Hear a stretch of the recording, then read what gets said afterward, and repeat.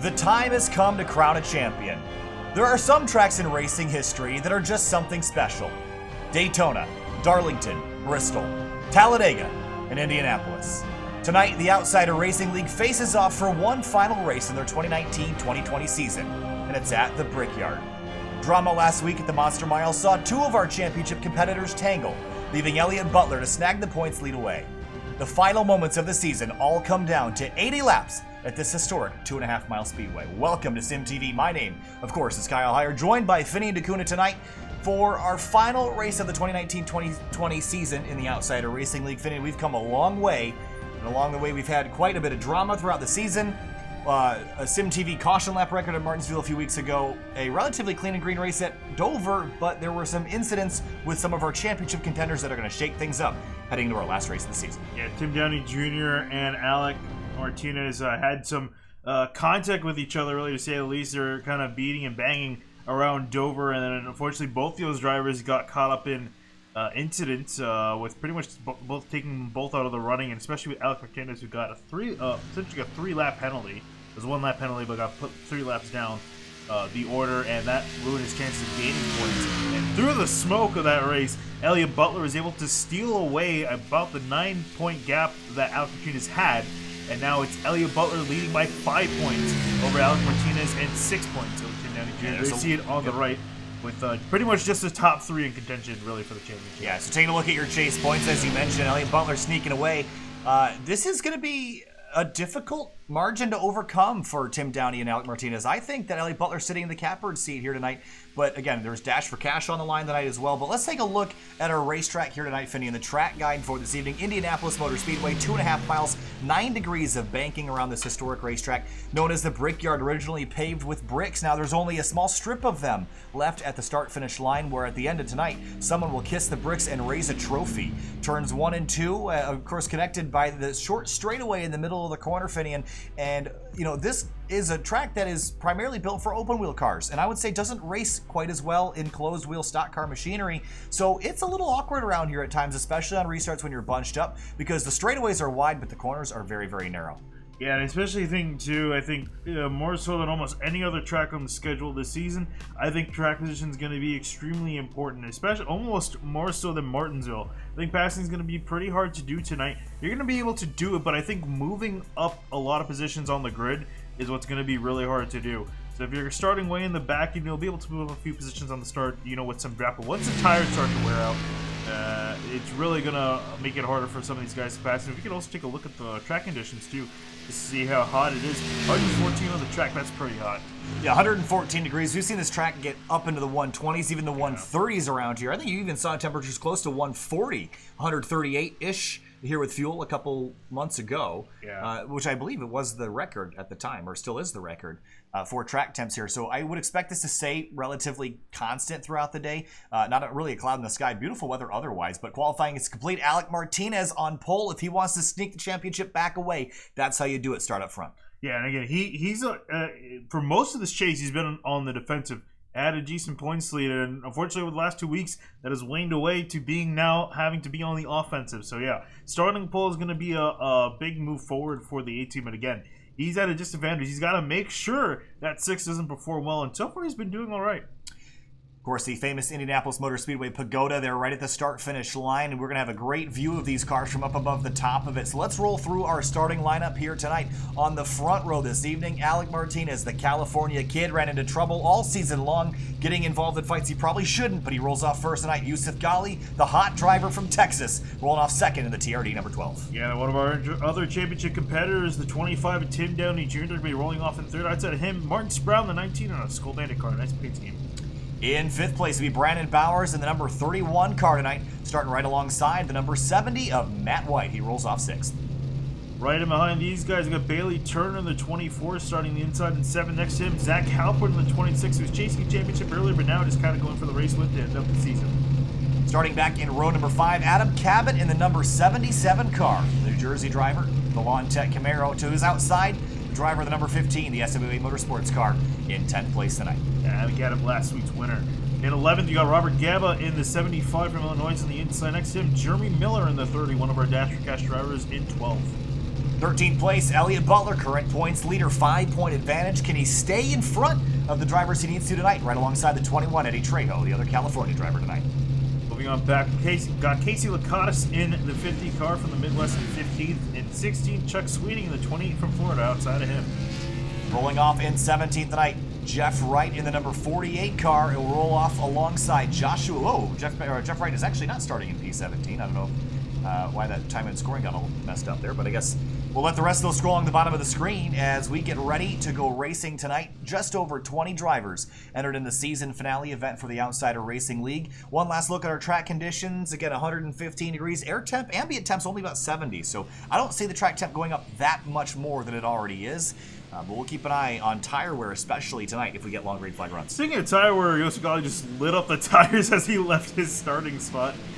Trying to, I guess, warm up the tires. We'll see how that goes for the 12. But yeah, looking forward to this race, the last one to end out this season. It won't be too long. It'll be about 3 weeks, 2 or 3 weeks before we start the next season of Outsiders. Field rolling through turns 1 and 2 and gearing up for the start. Not a lot of rubber on the racetrack and a lot of unknowns going into this race. They've done this track before, but I think a lot of drivers are still kind of leaning on their experience from the previous generation of this stock car, where you had a little bit less downforce. You had to get on the brakes a lot more. These starts are going to be extremely frantic. We saw this in the fuel race here a couple months ago. This track is a formidable opponent in this kind of car with so little power. It's going to take a lot of skill to overcome draft today. Yeah, it really is. Field rolling down the back straightaway, getting ready. And about half left to turn these cars loose. 80 laps on the board. It's about 200 miles around here. Again, if you're just joining us tonight, if you're on the normal race stream, make sure you check out youtube.com/SimTVBroadcasting/live. You can watch behind the scenes of this very race, webcam and both of our monitors if you're curious. And if you're joining us on the webcam stream, make sure you head over and check out the actual race broadcast, because that's what we'll be monitoring, chat on all the normal things. If you like SimTV and would like to support it, you can check out the Join Memberships page. We've got 3 different levels, and the behind the stream live streams will eventually be a member-only feature, and you also get a couple of merchandise perks and some other things with that, especially some special emojis that you get to spam in chat as well. So about ready to roll off tonight. And Finian, it's the season finale for the Outsider Racing League. Time to go racing one more time. Green flag flies, and we're racing in Indianapolis.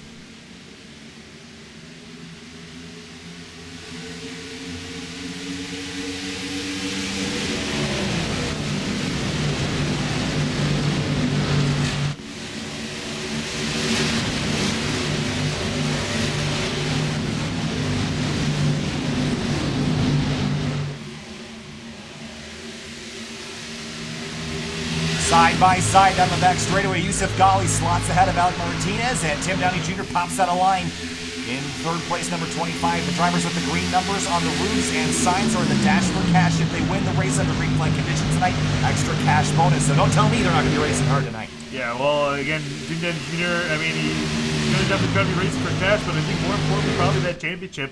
His main competitor, one of them at least, right in front of him and currently ahead of Elliot Butler for the Butler back in 12th as he crossed the line to complete lap 1. Martin Sprout taking advantage of Tim Downey Jr. A bit understeer that he got out of turn number 4. Behind him, you see Bailey Turner diving to the inside of the 26th Zach Halpern. Going to take that spot away, slide up in front of him. Alex Bell tries to close the gap and grab 7th place away. He was a little bit sideways, right behind these guys. But continue to run about 8th place.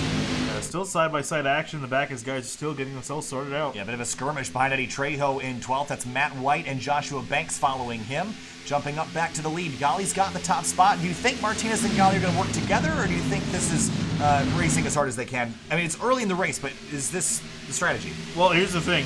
Martinez really needs to decide whether he wants to get the win in this race or again the championship. Because right now, as it looks, looking like he would end up taking the title if the field was to finish where it is. Because Butler back in 11th place, I think it's a little bit too far back. Again, at the end of the race, we'll wait to actually give you who wins the championship. This, what we're saying for the most part is going to be speculation, but I think really for him, it's a matter of just picking the battles. Picking your battles for sure. We already got a kind of a couple car breakaway, a bit of a drama behind Alex Bell for a moment, and Adam Captain's going to dive to the inside right along that white line.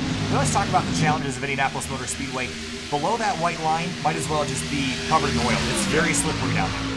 And guys are trying to use as much as they can because, you know, that's the shortest way through the corner. So they're putting their tires as close as they can below that white line without getting into the grass, also the concrete. A rumble strip, which is a really bad rumble strip because it will knock you sideways. So he's saying it's really slippery now. Adam Cabot still working over Alex Bell, who started 10th tonight, up to 8th. So he's gained a few spots, but Cabot trying to keep him from grabbing those spots. Bit of a side draft, which we've seen that be increasingly effective, and a bit of a block by Alex Bell on the front straightaway. Elliot Butler in behind another Dash for Cash driver, as well as Jeremy Miller in the 11th place, number 30. And Butler moving up slowly through the order, up in the 10th place now, looking at 9th and 8th. Jeremy Miller also in behind, looking up the inside of Elliot Butler. A bit of a skirmish. This is all for 8th place. 7th and forward are kind of broken away, about a 1.6 second gap. And this is a weird mix between restrictor plate racing and normal speedway racing, and that's why you have these little groups that are forming.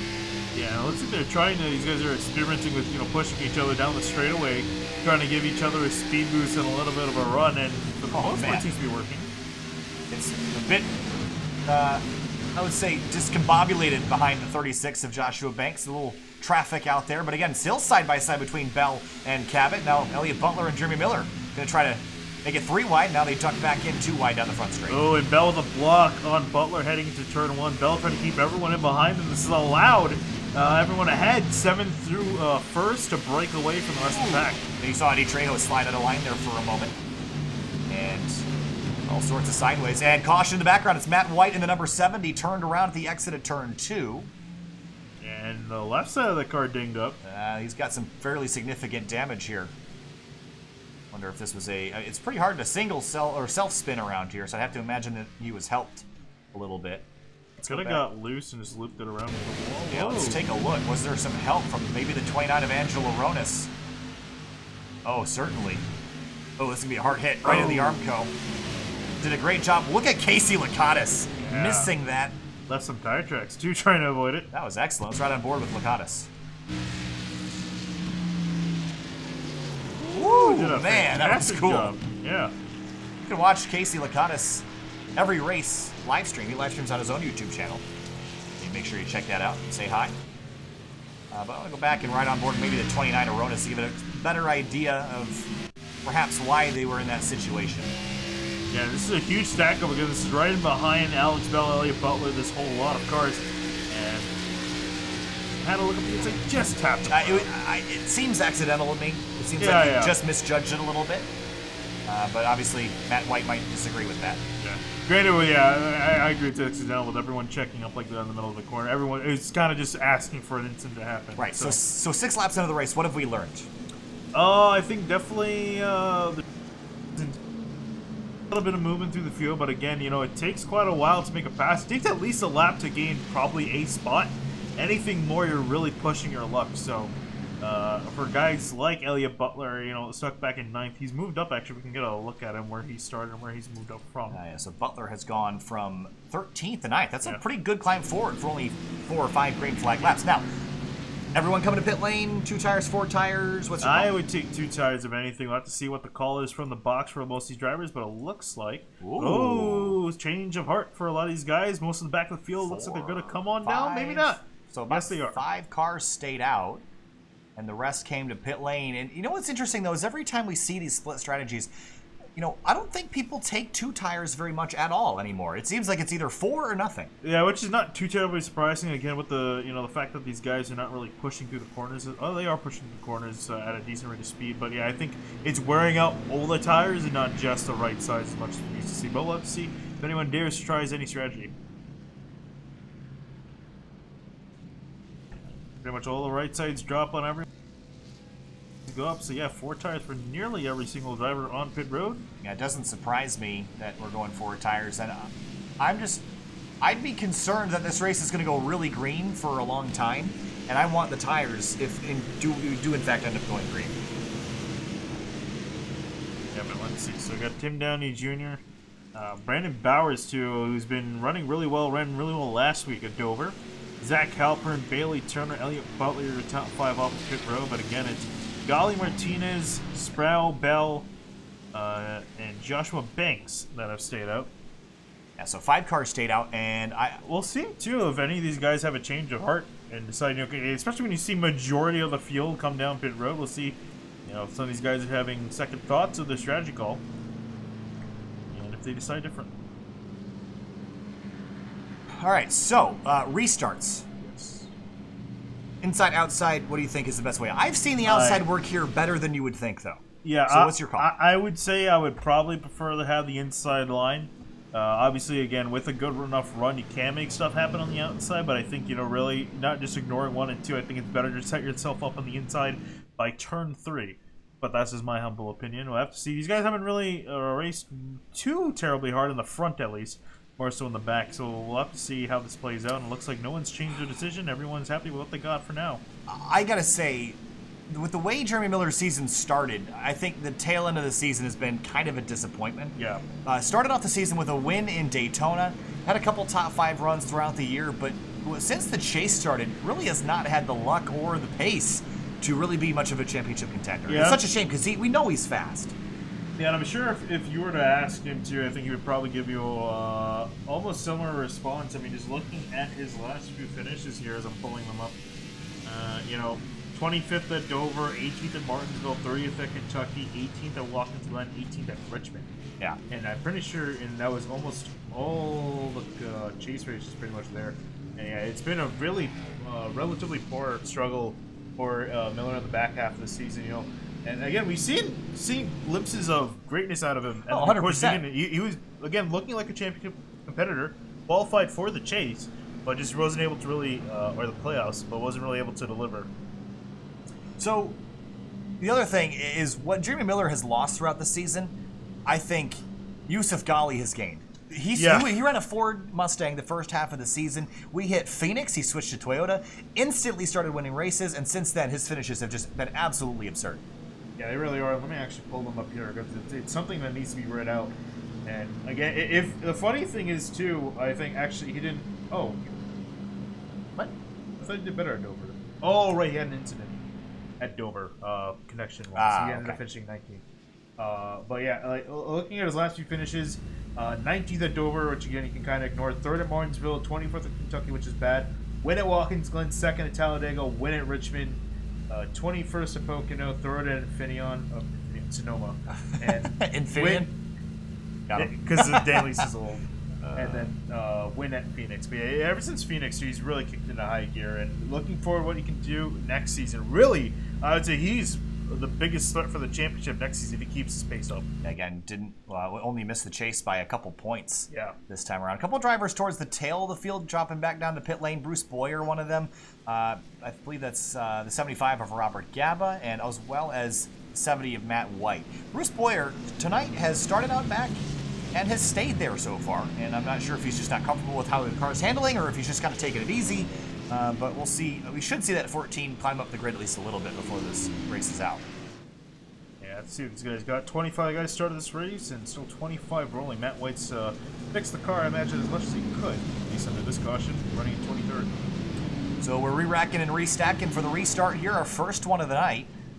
The Outsider Racing League season finale. And coming up this weekend, tomorrow night, the Coca-Cola of Kokomo Indy Elite Series heads to this very racetrack at the road course tomorrow night, 7:15 Eastern. It's kind of sad I'm just now putting the connection that we're going to be. We were at Indianapolis for today and tomorrow. You know what's funny is we always talk about this, but without none of the series that we do work together. Yeah. But we always end up going to the same track the same week. Or within the same 2-3 week span, really really close to each other without any input. It is pretty funny. We always end up going to Daytona all 1 week and Watkins Glen all 1 week, and it's just Indy. We haven't gone to Indy in months, and now we have 2 Indy races back to back on different layouts with very different series. But. All right, remember, linked in the chat, I've got the Behind the Streams link if you want to check out what goes on behind the scenes here at SimTV as we broadcast a race. This will be a new feature for every single event from here on out.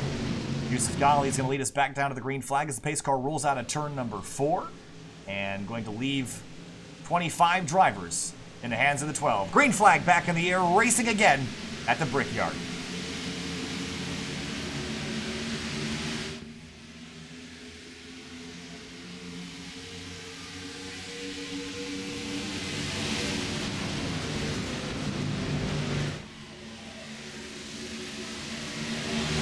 Alex Bell. Oh, big crash behind in the him. background.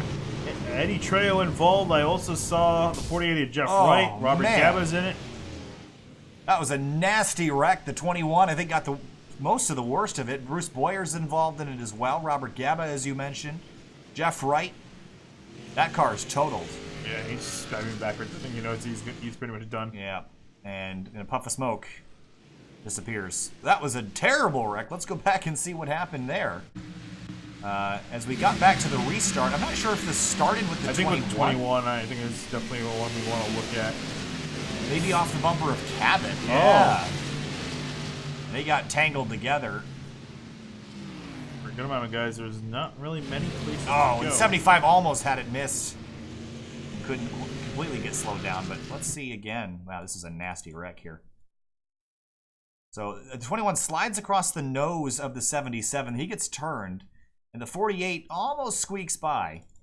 Yeah, he just taps the 77 to Cabot, sending him around.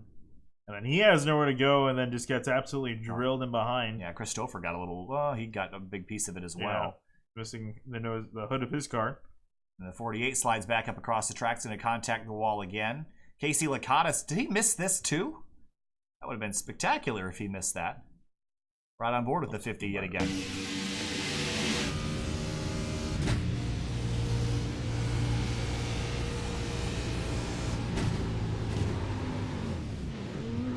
Wow, he's doing a phenomenal job tonight, that car around. Missing wrecks. Yeah, I want to also take a look off the nose of Adam Cabot, the 77. Really see what was the story behind that. Might as well go back probably to the restart. See how this all kind of formed up. You get down into the corner and you see him kind of, the 21 turns down left. It gets a little loose. I don't think the 77 did anything wrong. Yeah. Nothing, nowhere he could really go. No. He actually got hit behind by the 48. It's kind of a bad timing sort of thing, you know. So from that perspective, 77 not guilty of anything there. With that, we're going to see who comes down to pit lane. I don't think any of our leaders are going to I don't think anyone that really came down on the last caution probably would come down. We only went one turn at speed. It looks with pretty much everyone that pit last time stayed out, except for those who obviously got damaged and need to do some repairs. So with that, lap number 12, our second caution of the night. We're going to jump to break for a couple minutes. Stay with us. We'll be right back for the restart here from Indianapolis, the Outsider Racing League season finale. If you want to watch us on break, link is in the chat right here on YouTube. Scroll up just a touch, and you can watch what goes on behind the scenes. We'll be back in a few minutes. Stay with us. To most, driving is just a mundane task between point A and point B. Nothing more. It's the frustration of traffic at 8 a.m. The feeling of sickness on a long ride. The car? Just a tool.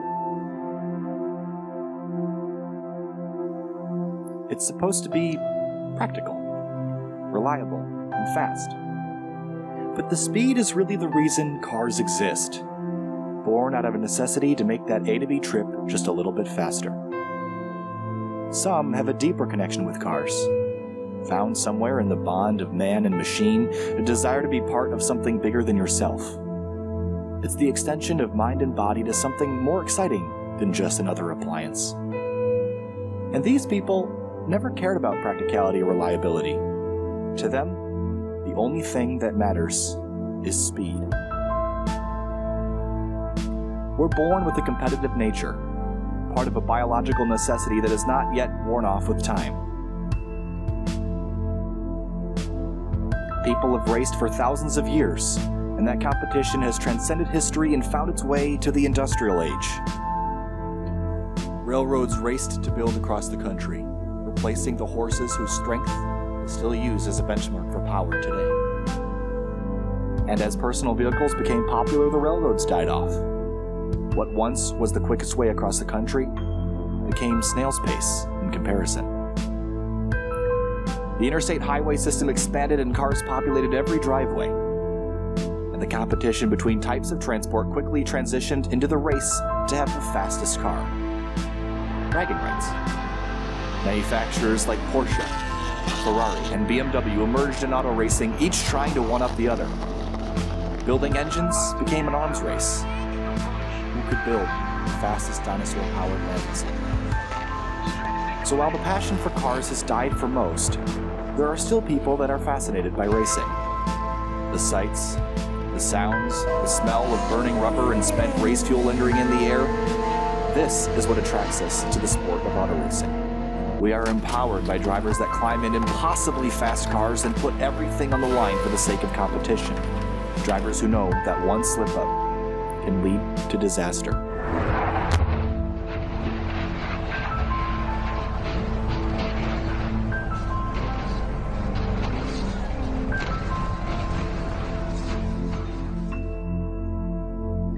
And for the longest time, wishing to be a race car driver was just a childhood dream. All we could ever be was a spectator. Opportunities? Limited and expensive. Reserved only for the who's who of the racing world.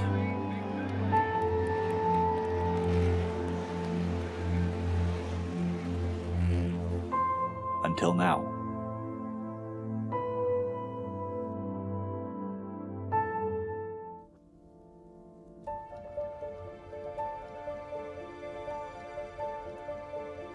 My father's father had two brothers and a sister. His older sister, Hazel, had married a man named Jim Junker, and he was involved in the bottling business early on, as early as 1906 in Indianapolis, and he sold flavors. He would have had grape, cream soda, blood orange, ginger ale. In 1915, he got the franchise for Coca-Cola in Indianapolis. So then we fast forward 20 years later to 1935, Jim Junker approached my grandfather and his two brothers and said the franchises in Kokomo, Logansport, and Peru are available for sale, and you guys want this. Trust me, you want to get in the Coca-Cola business.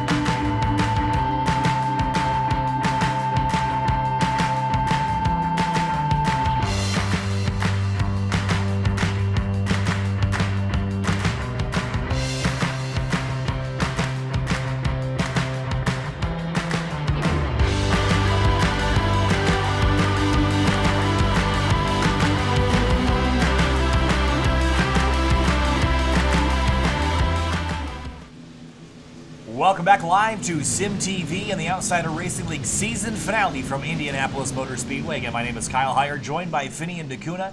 As we roll out of the back straightaway, Finney, and two cautions early in the going. Slow progress so far. We've got three drivers out: Levi Poland, Jeff Wright, Robert Gaba in that latest turn 2 accident. Your thoughts on the race so far and predictions for the rest of the race? Honestly, looking at them, I really think, as far as the wind's concerned as they run, I think it's probably going to be coming down to Yusuf Gali and Alek Martinez racing it out for the win. We'll have to see. Joshua Banks, he's always been really in the top when he's up to the front because usually he's able to get something done. Haven't talked about him in the last few weeks.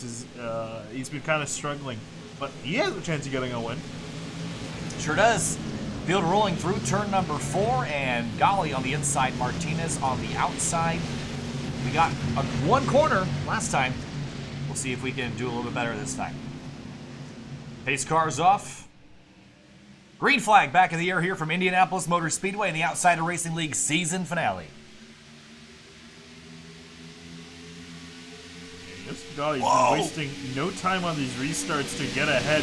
He's been trying to make sure that Martinez is able to slot him behind him and he can keep that 18 at the 8. Yeah, the 18 slid right down in front of the 19 of Martin Sproul. Kind of cut that a little closer, than you probably would want to this early in the race, but made it work. And now the 19's got Joshua Banks all over his rear bumper. Tim Downey Jr. struggling on these starts.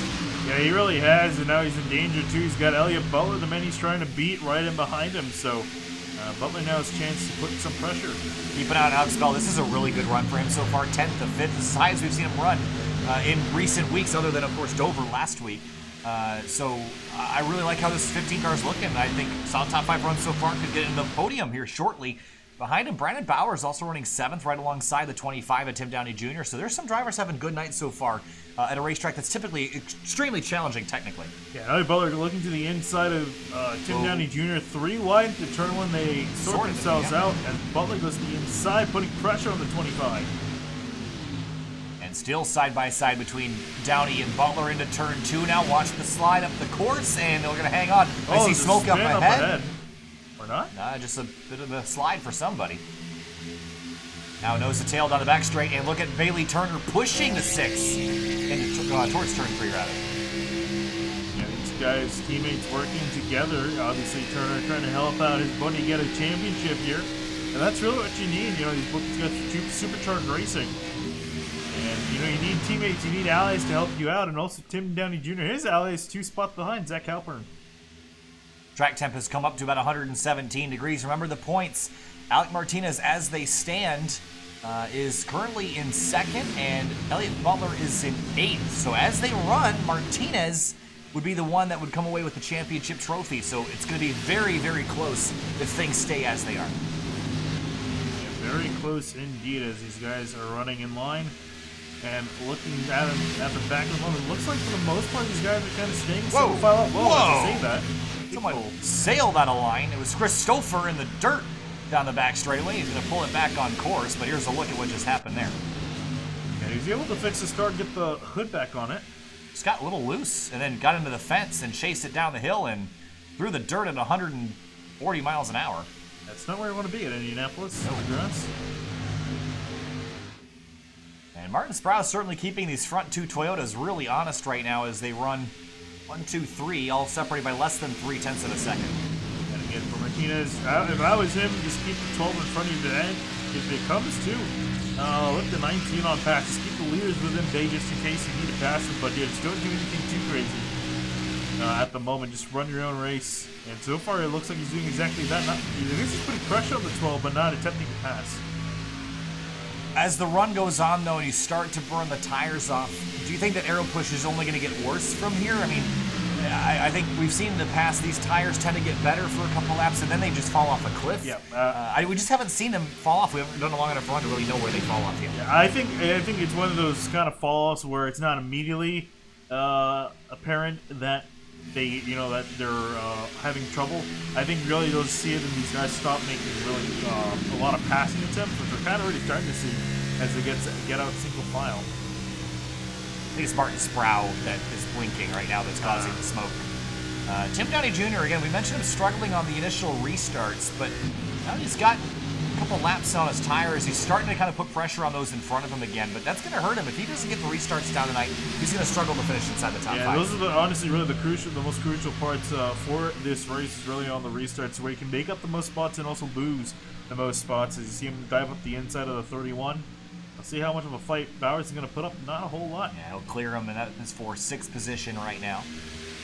And Downey fell back as far as 7th, so getting his climb back forward. And, whoa, you see Martin Sproul pulling off left. He might have been asked to pull off, yeah. I imagine. We haven't seen any penalty or anything, any warnings associated with that, but that could be the case. So that leaves our front 2, Gali Martinez and the 2 Camrys out front.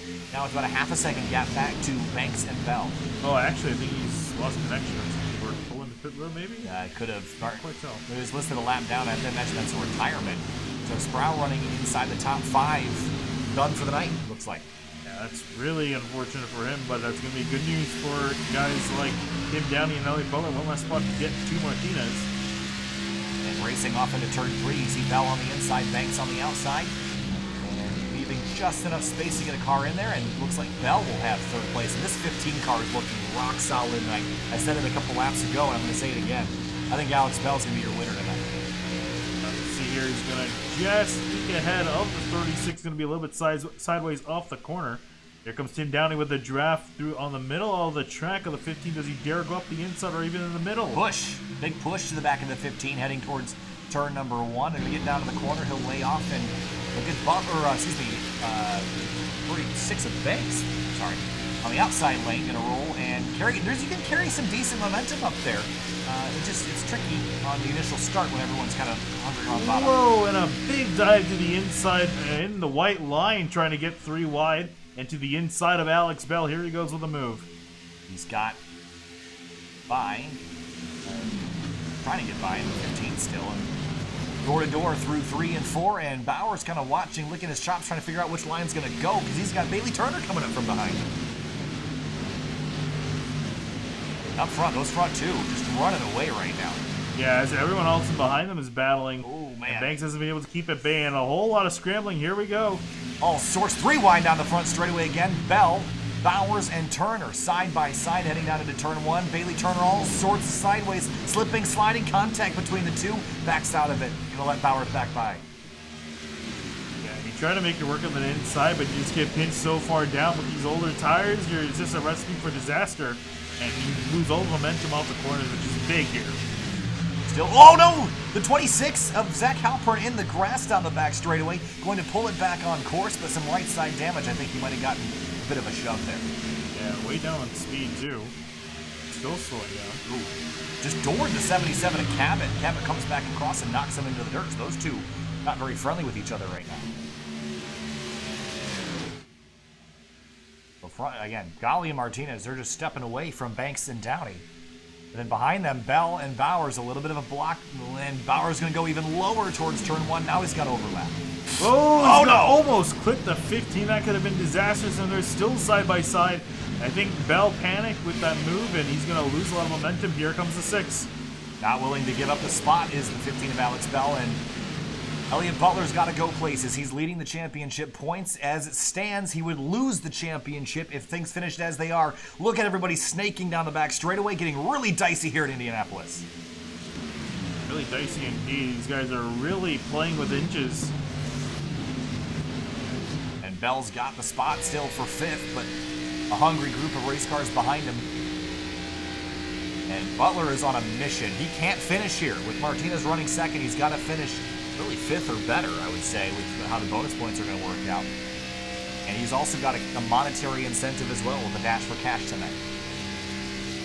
See a lot of bobbing and weaving in behind him. A lot of guys trying to make some moves to move up, and we're seeing something similar too. For some reason, Alex Bell has just been holding these guys up and behind him.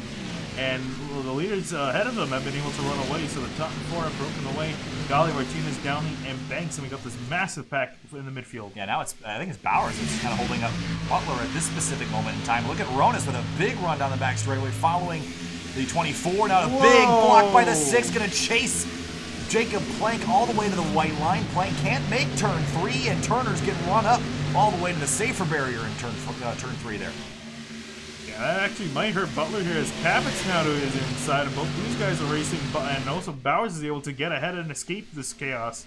It's so hard to make up time with this package at this racetrack, and if you make one tiny mistake, you're losing seconds around here. So and you see Plank's going to actually let this group on by. I think he's going to get out of this mix because it's going to turn ugly here shortly. Looks like Turner's been playing the been in the rear gunner seat for the 6, trying to help him keep these guys in behind him, so that way he has the best shot of getting back up to guys like Bowers to be able to catch them down. AJ Stravato running new M&M sponsorship on that car, another dash for cash driver, but kind of far out of the mix right now as we stand. But Butler, again, his climb forward is a necessity tonight if he wants to win this championship. Was the runner-up last year, it would be frustrating to lose it again by only a couple points. Yeah, he's much closer than he was last year. Last year was a bit of a long shot. He was close. I think he was probably about 10 to 12 points behind last year. So, but this year again, he's sitting in the preferred position. He's sitting in the points lead. But again, he's going to need to close a few more positions. But he's so close to doing it with Martinez. And again, I don't think he was the favorite Last year, he was definitely a favorite. I don't think until last week we really expected him to be much of a fight. It was going to be between... He was close. He was just lurking the last 2 weeks and just ran really solid in comparison to Tim Downey and Alek Martinez. And that's how he's been able to rise to the top of the charts.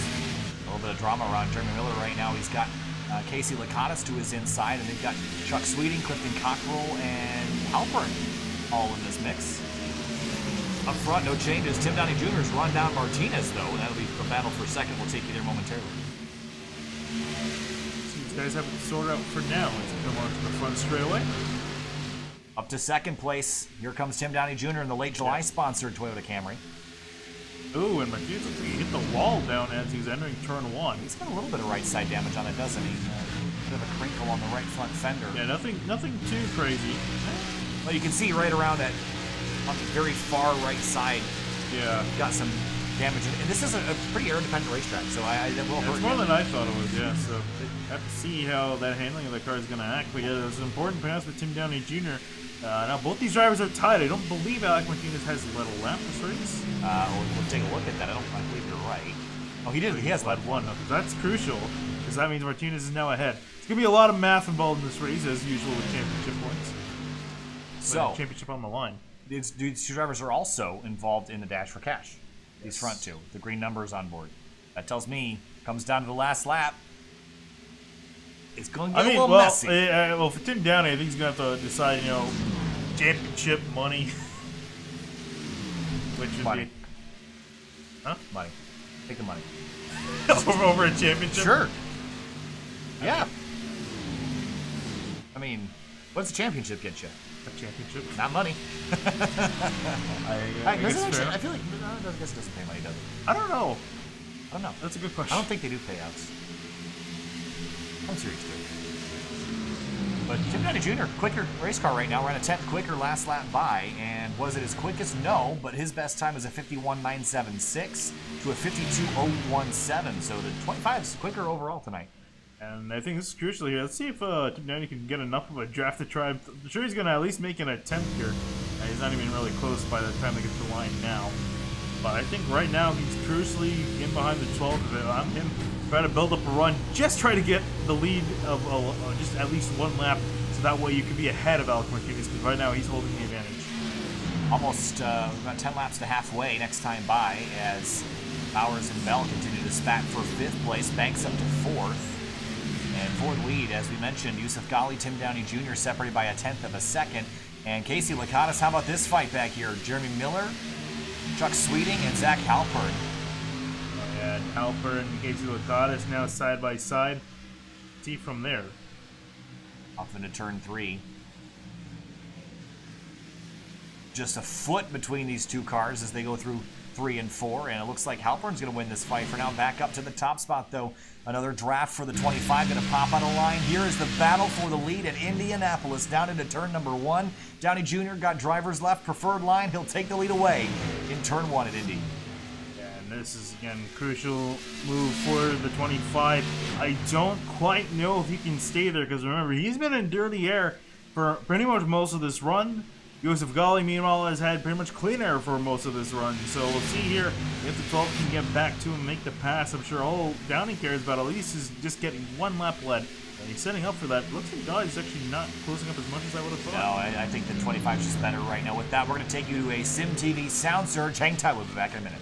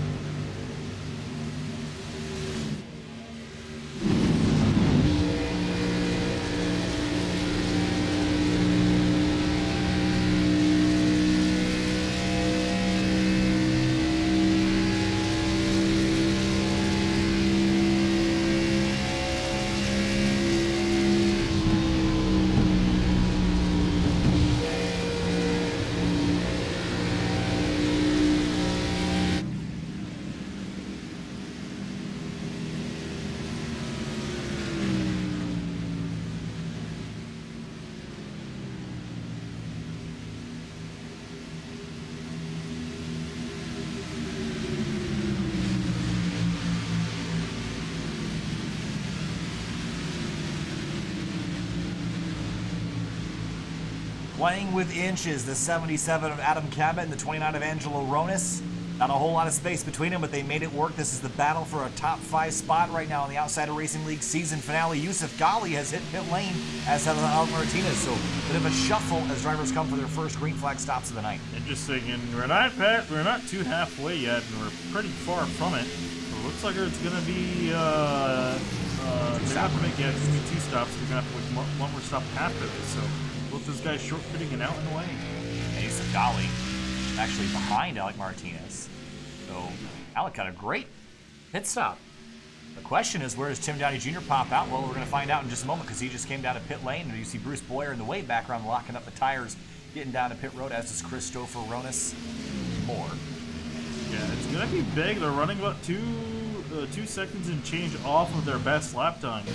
So we're looking at potentially Yusuf and Alek being 2 seconds ahead. So my question is, if you're Tim Downey, I mean, why not run longer and use the overcut? I mean, when you pit right after, you're still going to lose those 2 seconds, and now you really don't have that much of a tire advantage. I think he's just focused on keeping within. I don't think he wants to play a strategy game, because if he plays it wrong, he's going to be way too far behind, and he needs to pass Martinez in order to win this.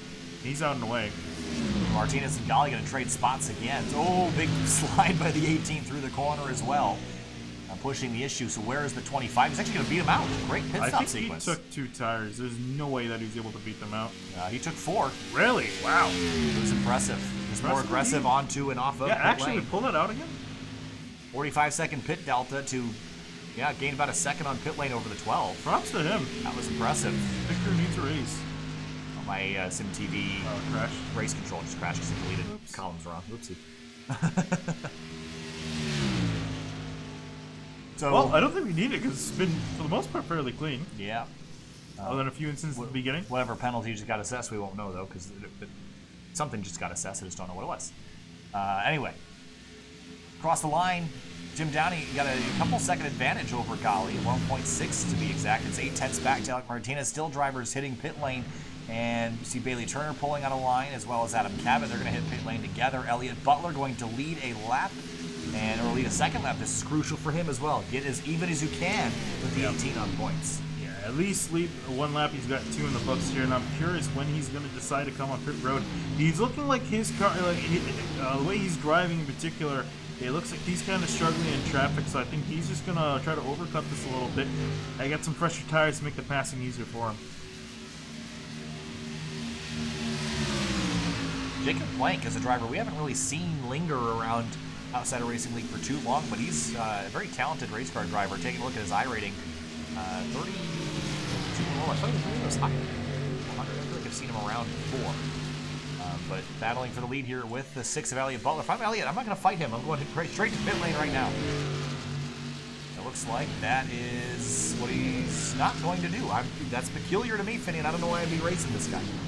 Yeah, I'm interested in that too. I guess I think he's just trying to. I think he's trying to lead laps. It was the penalty for AJ Stravato, pit lane penalty, and back down. It was a pass through, and he served it and back out on course 2 laps down. Now that's going to hurt him. I would imagine it was probably Leader Rex, the 38 of Plank hits the wall in the short chute between 1 and 2, goes to the inside, almost collects Elliot Butler. That could be big there. Well, I think Butler's got some nose damage, some significant nose damage. On it, that's going to be big. He and Jacob Blank get together. What happened here, Finian? Our 2 leaders were racing very, very hard. How did they get together? He just ended up hitting the wall here. Oh, wow, that's... Yeah. And this is...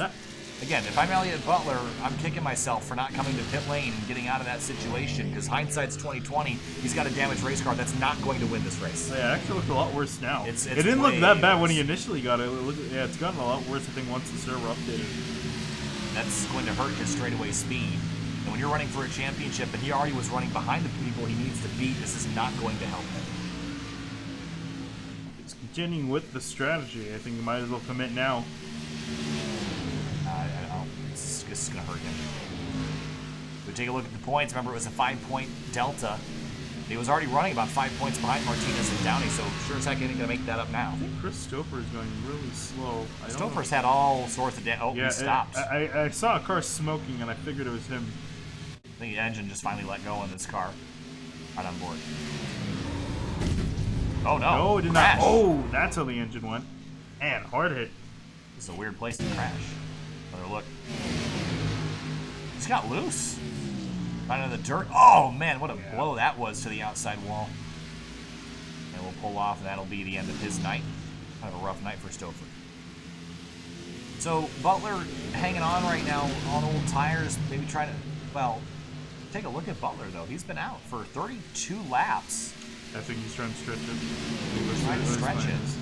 That would be an interesting strategy to pull. I don't know how long we can go, but he's certainly going to try to push it a little farther. He's pushing the limits of it. I think a lot of these guys are figuring out, you know, with time you come take tires and everything. I think they're thinking it's more beneficial to just get the tires. Think, right? Yeah, I mean, yeah, that sounds pretty much, you know, what I would expect out of the way the car is running. So we'll see how this plays out for him. But he's really losing a lot of time now. Joshua Banks in the 36. Are we surprised, impressed, underwhelmed by his performance tonight? Currently 7th after starting 18th. Yeah, he's done all right. He's pretty much performing with some of the other front runners.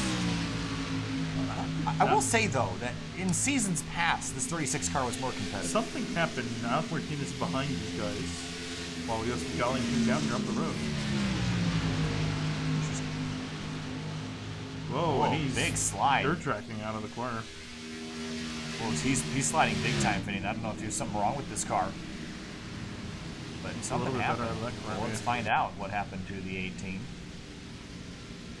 I mean, this is a lap prior. I'd say right on board with him, and we'll figure out, you know, which lap he was close with. That was Bell in front of us. This was before. This is a couple laps ago. Out of turn 4, he was in front of Banks. I think the lap before, I think we might have our answer. Unless he just dropped back so far. This is it, because right now he's behind Banks. Right here, he's in front. Yeah, but I'm just curious as how he's fell so far off of Golly, because he was right with him. Unless he just burned up his tires. And that's what he's sitting I'm more concerned about how he lost places to Bell. Past him. Well, did Martinez take... No, he took 4. I don't know. He just lost positions. The pace is gone in this race car. I think he's just, yeah, you see him struggling there, and we saw pretty much his aligning with what we've been seeing. He's just dirt tracking this thing out of the corners, and with the track so hot, it's only making tires hotter. I guess. And wearing them out. Again, if he'd forgotten to change tires and just took fuel, I could see that happening, but at the same time, he's running way faster than guys on old tires. So. I think he's just struggling out with the hot track is what he's dealing with at the moment. Halfway point here at lap number 41 of 80. 35 minutes of racing left to go. Again, if you just joined us, welcome to SimTV. You can scroll up in the video, or the text chat there. You can find a link behind the stream, a new feature. You can look at what goes on behind the scenes of every SimTV stream. So you can check that out. As well as keep watching here for the next half of the final racing season. Elliot Butler's come in to service his car, coming back in 16th. Question a long way. Along with the pit stop, 14.2 didn't bother to fix any damage. Yeah, I don't blame him. I wouldn't under the conditions either. So he's got a long way to go. 43 seconds down to Chuck Sweeting. And by the looks of it, doing the math, he's about 20 some odd seconds, 25 seconds in behind Tim Downey Jr. So Yusuf Ghali has run down Tim Downey Jr. It was what, about 1.6 second gap when when the 12 came out of the pits. Well, now it's 0.3 of a second. Do you think that gap is going to continue to drop, or do you think it'll stabilize here? It's looking like it's starting to stabilize here. Imagine, you know, the more and more that these guys run on their tires, it's only going to be harder for Ghali to pass. And still, amazingly, Tim Downey pitting a lap later. He's got 1 lap fresher tires, which isn't a whole lot, admittedly. It's still some sort of advantage. He's also had some cleaner air, too, which is definitely going to help. And I'm still amazed that he was able to hit a lap later and still pull out ahead of these guys by quite a bit. Working lap number 42, and Ghali continues to close that gap as Chuck Sweeting finally makes his pit stop, so it'll cycle the lead back out to be Tim Downey Jr. Yeah, but look how much time he's losing in the corners.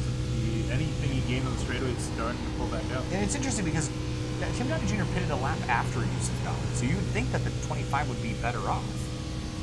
But guess not. 1 lap difference. Are you saying that he should be pulling away? I'm saying that Tim Downey Jr. should be driving away. He was quicker before the stop. Came in a lap after, and now he's... I think the draft is keeping Yusuf Ghali together, keeping him with the 25 at the same time. It's not really letting him get closer than about 0.2 of a second. I was just saying, it's helping him and hurting him at the same time. Tim Downey Jr., I guess, they hit the 1.6 second gap. You can't draft from that far back. So Yusuf did run him down at least a little bit. Now I'm sure the draft is keeping him in that range. But peculiar situation here. Eddie Trejo tonight involved in an early collision. You see that car pretty much torn all to pieces and running 20th, 1 lap down right now. So they're closing in on 35 laps to go. We've had 2 cautions so far for a total of 9 caution laps. We also have 9 lead changes, which is quite a few here, given the laps that we've run so far.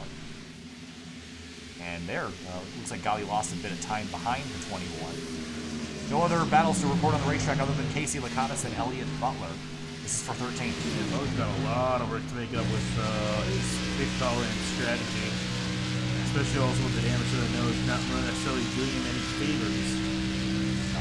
I don't see this car being competitive, but the problem is, even if he runs top 10 tonight, it's not going to be good enough. It's got to be top 5. Top 5 minimum, especially with Tim Downey looking to be right now, late favorite in this race. Yeah, Tim Downey Jr. is winning the championship right now. If the race were to end this moment, the 25 goes to the championship, and this is not what I expected come the beginning of the season. I would have thought it was going to be the 18 or the 12. Yeah. And really coming down to it, going to this last race, I would have said, my picks would have been Elliot, then Alek, and then Tim. No offense to Tim, but I just didn't. He's played the cards right in this race. Hasn't really been there for anybody, really. Yeah, it's been kind of all over the board. It's hard to really guess who was going to win with how crazy the consistency has been lately. As the 6 and the 50 get a little bit argy-bargy out of the exit of turn 2, go down the back straight. This is Butler again with significantly fresher tires in the 50, and he's struggling to make a pass. This is not looking good for him. 3 lap fresher tires and is still struggling to get on by. He's definitely hurting in the straightaways, and he's lacking downforce in the corners from that damaged nose. And he needs a caution to come out really to kind of bunch everyone back together and also help give him a chance to repair his car, which he's not really been able to do. So he's going to continue working over this 50, pop out of line again, but hit that stone wall of air. A side draft a little bit heading down to turn 1, but Lakatos might let him by, and he does. That'll change spots for 13th place, but still a lot of work left to do. Jimmy Miller inside the top 10, Zach Halpern in 11th. Adam Cabot involved in a collision earlier tonight. Well, here he is running in 9th after starting in 9th, so he's well cycled around. He's got also significant left front damage, and that's not hurting him so bad. It's really the nose which seems very sensitive to him. The other battle that's starting to heat up is between the 36 of Joshua Banks and the 31 of Brandon Bowers. Brandon Bowers looking at another solid finish. Potentially a top 3 can get past 36. Putting pressure on him right now. Last time by was 4 tenths faster. He's also had some contact with the wall. He's got 3 lap fresher tires in the 36, so this really shouldn't be that difficult of a pass to make. The 38 car is behind him. That's Jacob Plank. He's a lap down. Plank has fresher tires this season, so he's just going to take the opportunity to get on by. He's trying to just get his lap back, just in case Chicago comes out. You never know. Coming between the 36 and the 31. Up front, though, it's a 1.2 second lead for Tim Downey Jr., and tonight he has led 6 and make it 7 laps as he crosses the line. Yusuf Gali has led 29, which he's only a couple laps away from really clinching that. But as Tim Downey Jr. runs, not sure that Gali's going to get back there. He's losing time now, 1.2 seconds. Yeah, I was going to say, Tim Downey's also looking at taking that point, and he's done a phenomenal job, Tim Downey, ever since he's gotten the lead. He's been really showing the pace to be able to drive away, keeping Gali in behind him. Angelo Hronis having a solid night, too, in the 29. He started back in 24th, which is second to last tonight. Up in 8th place and avoided a couple accidents and running really well and holding off Adam Cabot for now. And trying to keep Adam Cabot at bay, but Cabot's got a little bit of a run out of the corner. He's going to use a side draft just off the forward panel of the 29, trying to make the pass. And that's something we haven't seen be a popular or effective move until recently. And whatever has changed, side draft is now a very useful tool, especially these larger tracks, and Cabot's going to use it, slide right on by, and put himself in 8th. Total pass with 77 up in 8th. Martinez he's really struggling. Big drop down the order, down to 7th. He's allowed Bailey Turner to get past him. This is a championship slipping away here in the final moments. He's been arguably the best car most of the year, and when he was not winning, he was crashing, essentially. And the problem with, he's just so out of control. He is burning those tires. I want to really take a look at what his tire percentage is right now. Because I imagine it is dropping and dropping fast. He's gonna blow a tire at this rate. I don't understand why his tire wear has been so different than everybody else. It's just right on board here for a lap. I think he's just driving too hard. I mean, we know Martinez is aggressive. He has an aggressive driving style. But he's throwing the car into the corner, and then he's pulling it tight and just driving the crap out of it. And that's just exacerbating the issue here. It's just making it worse for him to drive every single lap the more he does it. That was him. I'll just come down and get some fresh new ones, honestly, for the last 30 laps. You can make it from here. Pit window is open for the final stop of the night. No one's come down pit lane yet, but with 31 laps to go, you can come. I would, if I'm the 18, I'm he's running. Possible. He's running almost a second slower than leader Tim Downey Jr. So yeah, he really needs to come up with something to try to get himself back in this race. Big slide again. Oh man, it's fun to watch. Oh yeah, it's fun to watch, but it's also painful to watch too, knowing that it's only getting worse for him, and it potentially could blow a tire. I wouldn't be surprised if he blows a tire. Again, he's abused those tires. 3 seconds, 4 seconds off pace. Cabot's going to take a look to the inside. This is going to be a pass for 7th if it gets completed. Yeah, this is dangerous for Cabot, following this close to a car that's basically out of control. Big slide again. He's going to look up the inside. That's a little tricky. Wow, so yawed out behind. Bailey Turner, big slide. I think Alek thinks he's at Eldora. He's kicking the back end out in the corner. Did he look at the place before? I mean, it's about the farthest thing from Eldora you could possibly get. Drag race down the front straight down into turn 1, and it looks like the 77 is going to easily win this fight. Angelo Hronis has now joined the party in his peak sponsor. Look at the run he's got. Building up a run to the back of the 18 on Martinez, and Martinez right now is a sitting duck.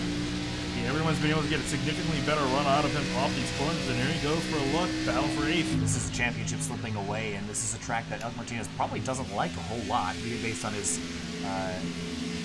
complaints about the aerodynamics of these tracks. I wonder if he's going to hate this track more or Richmond. Whoa! That was a big slide, Finian. We're taking a look at that. That was about as much as you can hang the race car out without crashing it. And have a look at this.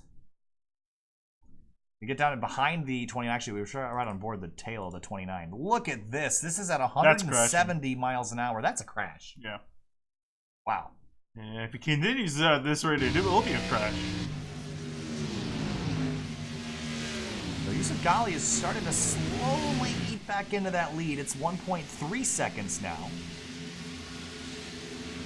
Keeping it relatively constant, I just don't know. It's going to have to be a pit stop strategy thing. I don't think the 12's got as much pace. Yeah, let's actually, speaking of pit stop, let's see how much they got left on their stints coming down. So it looks 10 laps for most drivers, but I don't think they're going to go that long. They might go another 5 or 6. I can see them probably going another 5 because they'll cut the run nice and evenly. Yeah, we might see Tim even go further on down because honestly, why not? Doesn't seem like he's really burning off his tires that badly in comparison to everyone else. And Martinez is a full second slower than most of the field right now. And he came down the same time with Tim Downey. Oh, sorry, no, with Ghali. Yes, followed him in. Yet he's lost about 5 or 6. No, he's lost about 10 seconds over the course of this run to the 12 car, which he pitted with last time. So big. Oh, that's crashed again. Just wheeling the car. Man, he's got to calm down a little bit. Again, I think it's also, at this point, the way he's driving, it looks like it's a lot of frustration too. For sure, but I mean, this is out of control. Ugh.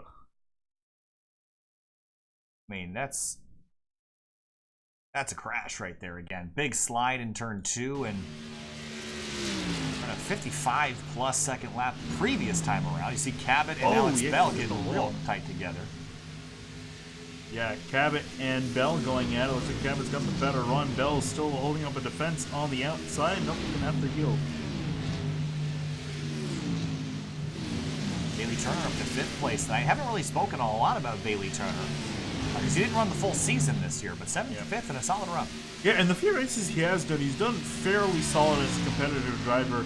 And unfortunately, hasn't. He's usually either caught up in a wreck or something bad going his way. But when he has not, and just running up in the front, he's doing pretty solid. So we'll see if he does have a full-time ride next season, how that 24 car will perform. I think he'll perform pretty well. Well, Tim Downey picked it up again last lap. Now it's a 1.8 second gap back to Yusuf Ghali. So Catbird's seat is the 25. what's the pit strategy for him? Do you think you're going to run to the end of the tank? Or are you going to kind of maybe try to beat the 12 to pit lane? I would honestly run out the tank, honestly, at this rate. Clearly showing that he was able to get a faster stop on the pit road. I think probably, if anything, came down to the in and out line. I was watching the fireworks of the Rolex 24. Yeah, I don't know why they're doing fireworks now. It's very pretty. I mean, yeah, I thought they would have done like fireworks at, like, you know, at the 12-hour mark to signal halfway. Yeah. They'll see in the middle of the night. 14 hours. So there's, I guess that's... Yeah, I guess did look cool. I guess a couple of Splody boys wouldn't be that big of a deal when there's like literal race cars around. And I guess you can't really be concerned about noise. I guess they decided before people started going to sleep. Yeah. It would have been annoying to have fireworks at 1:30 in the morning. Kids want to see it. We almost went to the 24. I know. Excellent. Well, we don't have stuff. Cars hitting pit lane, and a bunch of them. Brandon Bowers, Bailey Turner, Adam Abbott all on pit lane right now as they come on down. And behind more. Whoa, Martinez. Oh, that was dangerous. I want him to send me a screenshot of his tires, because I would really like to see it. He's probably not going to bother looking at it, so you'll never know. But I feel bad for his tires. Let's go just watch that pit entrance. Just, to the bitter end, he will wear out his tires. Ooh. That was pretty quick. Playing with fire. Anyway, leaders. 1.7 seconds between them. And 25 laps to go. See here. Nope. Gonna continue out. Golly's coming in. Yep. Uh-oh. Oh, no. Oh! Hit the wall. That's big damage to our second place car. Too much, too fast, too late. Yeah, I think he was trying. I think he saw that he lost a lot of time to Tim Downey, and I think in reaction to that, I think he was trying to put it a bit hotter into pit road to make up some time that he could have lost, get past 25. Unfortunately, got it too hot and ended up hitting the wall. Turn 4 again, just was charging the entry and just locked up the brakes and pancaked it at the wrong moment. And I think he got it slowed down where he won't get a penalty, but it's going to hurt him. He's not going to bother fixing the damage either. No, I think though that's going to take that car out of winning contention. I think that just essentially handed the 25 this race. Again, it's not over yet. Caution can still come out. But as far as competitive cars, this 25 is looking almost untouchable. Here he comes in the pit lane. Oh, that's fast too. Look, You got it. Beautiful. Excellent. And I think that is exactly how he made up that time. He slowed down perfectly. Yeah, he's got that dialed in, braking point, everything. So who does that leave? I mean, that leaves the 36. I would say the 36 and the 15 would probably be his biggest competition right now. Potentially, Bailey Turner as well. I don't know if that's live. There's just a spin. Oh, they're just showing Okay, check. Yeah. As Tim Downey Jr. comes on in, Angelo Hronis is going to pick up a lap lead, and Chuck Sweeting currently in second. Casey Lakatos running in third, and I haven't really talked about Casey so far, but his first season at Sim Motorsports, I would say relatively successful. Again, the reason he takes a different approach to races, that is basically the antithesis of what Alek Martinez does, and it's not about winning every race. It's about picking up points where you can, and that's what Casey Lakatos has done all season long. And for the 2020 season, he'll be back at Similar Sports along with the 18 of Alek Martinez and one other driver to be announced. Jacob Blank hits pit lane in his number 38, still damaged from the earlier incident with the 6 of Elliot Butler. And Turner, Bowers, and Banks. And now Turner got a really good pit stop sequence. He's the next in line behind Golly, and I just don't know what the damage will be like on this 12. Maybe it won't be that big of a deal, but I can't imagine it's going to help him any. Yeah, I definitely didn't do him any favors if anything hurt him. You can see that left front's starting to be exposed to the air, and you can see he's still relatively close to Tim Downey. In fact, the gap actually closed a little bit. Oh, I mean, he pretty much crashed on entry about as fast as he could possibly go. So we'll see if he can gain anything back on this 25. But Tim Downey Jr. right now in line for a championship and a big check in the Dash for Cash. Yeah, and he's hoping. Remember, Dash for Cash is only awarded if the driver who's eligible for the Dash for Cash wins under green flag conditions, which I think has taken at least 1 or 2 guys on CTV broadcasting out of contention that we've seen. So we still, I believe, yet to see someone be awarded, and so far, it's all lining up for the 25. Going to 20 laps to go this time by, and Tim Downey Jr. a couple laps away from, if he stays out front the rest of the race, he'll easily clinch most laps led. And there's just really no one. I mean, Golly's hanging with him despite the damage, but there's I don't no think one that car else can pass him, though. Yeah, there's no one else in the zip code of these two right now, though. It's, Yeah. it's all these It's two. going to come down to these two, and I just think, Golly, he's closing in a little bit, but I don't think that car is going to be able to make the pass for the lead, which is obviously the most crucial part.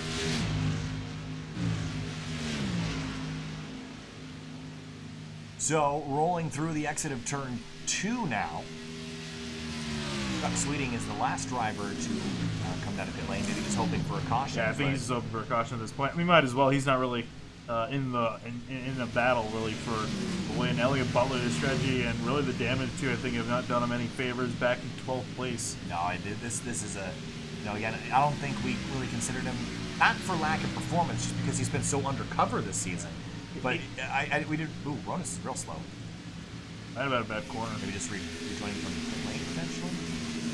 Yes, that's again, the 6 it's not been lack of performance at all. It's just been he's been so under the radar to come into the last race as the points leader.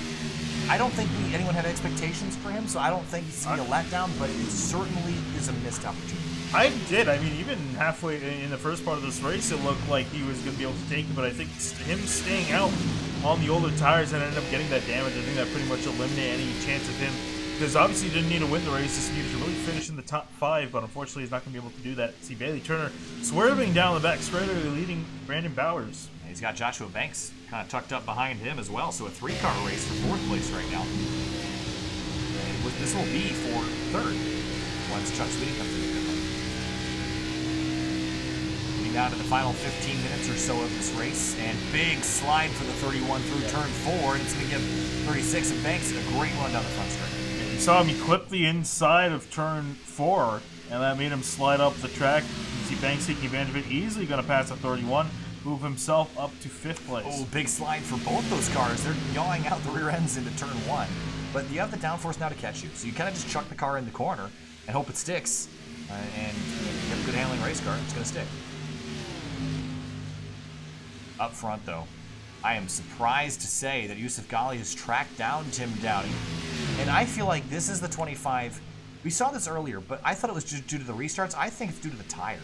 I don't think Tim Downey Jr.'s got tires figured out until he start wearing out. And then he seems like he's a lot more gentle on them. Ghali's been more aggressive. This is going to even out, but Ghali's quicker right now on fresher tires. Yep, we'll have to see here. You see him snaking down. He's definitely a little bit scared of the 12, but again, he's sitting pretty for the most part. I don't think he's going to put up too terribly much of a fight with the 12. If he does, I'll be surprised, especially considering these guys have a little bit of a history. I would say so. But as we roll through the exit of turn 2 down the back straightaway, 18 laps to go now. Taking a look at our lead lap cars, we've got 14. Bruce Boyer, I mentioned him earlier, kind of a slow start to this race, but he stayed out of trouble. I'll give him that. And right now, running 9 seconds behind Jeremy Miller, but Angelo Hronis and Zach Halpern duking it out for 11th right now. Yeah, Halpern fell down the road a little bit. Whoa, these guys contact! Halpern hard into the wall man. in turn 2, and gonna nail the inside wall. And it looks like he's gonna keep it off the track. We remain green. Oh, that's heartbreak for the 26. A huge impact to the tire barrier at the exit of turn 2. And for Halpern, who started in 8th place tonight, a disappointing end to a mediocre race. 2 winner stickers on that car. And it will not be one tonight. Let's take a look. These two were just racing together pretty hard. They were behind Elliot Butler. Yeah, Halpern already kind of a little bit out of the groove. Hronis started slipping up into him, and then into the wall. I don't really know if that's just a racing incident for me. Yeah, I think it was just 2 guys going at it. And also you have to consider too, looking at it, Hronis getting tight behind Butler. I think with the arrow wash, I think that definitely played a big part of it as well. Big impact for Halpern when he hit the fence and just got run up into it. And then right here, this is what hurts. This 60-0. And be the end of the line for the 26 tonight. Yeah, really unfortunate for a guy who we again thought at the beginning of this chase when it started. We thought he would be one to look for the championship. Unfortunately, this is not meant to be. Hopefully, he has a better run next season. Closing in on the final 15 laps, and Chuck Sweeting's been out for quite some time, and he can go about another 10 laps, but he's gonna. I think he's gonna try. Don't blame him for trying. I mean, do you think he's gonna stretch all the way to the end? Perhaps. I mean, what, 10 laps, which is what we've seen. We've seen people go about 10 more laps. I'll put him at 6 to go. He might try some 6 crazy... 6 to go is a long time here. Beyond that, I really don't know. That's kind of a question mark, so we'll see. I That's- doubt it. That's pushing it. I think definitely Tim Downey Jr. is in a much better spot. But we'll see if Chuck's got anything. Alexander Rossi did it. Not that much of fuel saving, but he won on fuel mileage. How about 4th place, kind of heating up? Oh, Banks, Turner, Bowers, and Cabot's kind of at the tail end of that group, He's a couple closing in, seconds though. back. Yeah, certainly is. So on edge of grip here through the corners. Bowers' big slide at the exit of 1, trying to get some air on the nose for turn 2. Down the back straightaway now. See how much Turner can close up in the draft. You just see that car getting closer and closer. And it's frustrating if you're Banks. Nothing you can do. Nothing you can do about it. Then you get to the corner. All of a sudden, watch how much time he loses back. And there's nothing Bailey can do in the corner because, you can't. There's really only one lane around Indianapolis around the inside. You really can't use the middle a whole lot. So that was pretty even between what they lost in the corners versus what they gained on the straightaways. I think it's a little bit more of a gain than it is a loss. But again, it kind of depends on the car you're having. So in behind them, Alek Martinez and Alex Bell going at it. We'll take a look at those two drivers. Again, this has been a huge drop in pace for Martinez ever since the track got hot, 118 degrees now. And this could be trouble here between these two. Boy. He's going to keep the 15 at bay for now for 8th place. Saw these two fight before the pit stops. So as we close in, again, no change up front, still Sweeting, and then Tim Downey Jr. used some golly separated by 7/10 of a second. Martinez is going to go down and block Bell a little bit. Bell swings back to driver's right into turn 3, now side by side, and I'd be really worried if I'm Bell driving on the outside of this 18, who I've seen slip and slide again up the racetrack, real tight and dicey through 3 and 4. These guys are playing with inches, and I think Bell's going to back out a little bit. I would too. Catch my breath a little bit. That got tight. I think for him, I think he's going to really just need to focus on building up a run down the straightaway and making it fast into the turn. And I wouldn't be surprised, considering how aggressive he's been racing the 15, if Alex Bell's not too afraid just to give a little bit of a tap. Yeah, again, I'd be concerned. You're keeping an eye on this 18. You're watching how out of control he is. I would not go anywhere near this 18 right now. I would be on the inside where he's not going to collect me if I get involved in a wreck. Let's quickly jump back up to the group in front of them. Bowers and Cabot now fighting for 6th, and Turner and Banks still going for the position up in front of them. Cabot looking up the inside of Bowers. Bowers a little bit out of the groove. I think Cabot should be able to get by him. Not quite. Turn 4. Not quite. And now he's got it. They slide up in front of the 31. Yes, with the 77 and 6. Solid jump for Adam Cabot. Despite the damage to the left side of the car, still able to continue on. And Bell and Martinez now swerving down the front straightaway again. Here comes the big run. Does he have a look? It's pretty late on the straightaway to make a move, but the element of surprise will sometimes get you more than you bargained for.